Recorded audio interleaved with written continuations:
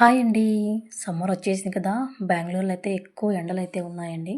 అందుకనేసి నేనైతే ఇంకా టెంకాయ నీళ్ళు తాగుదామనేసి మా హస్బెండ్‌కైతే చెప్పాను. మా హస్బెండ్ టెంకాయ అయితే తీసుకొనొచ్చాడు. సరే అయితే ఇంకా టెంకాయ ఓపెన్ చేసి టెంకాయ నీళ్ళు తాగుదామనేసి నేనైతే టెంకాయ అయితే ఓపెన్ చేశానండి. అస్సలు టెంకాయ ఓపెన్ చేసి చూస్తే అస్సలు షాక్ అయ్యానండి. ఎందుకంటే షాక్ దాంట్లో ఒక్క చుక్క వాటర్ కానీ టెంకాయలు తడి అనేది లేదండి అసలు. హోల్ ఏమన్నా పడిందా అనేసి నేనైతే చెక్ చేశాను. నాకైతే ఎక్కడ హోల్ అనైతే అనిపించలేదు.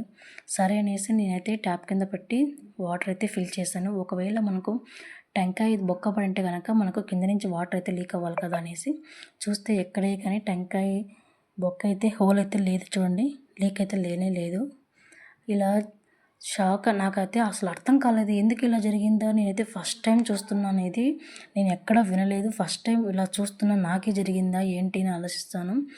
నాకు వేరే వాళ్ళు చెప్పారండి టెంకాయలో ఒక్కొక్కసారి వాటర్ పడవంట అండి.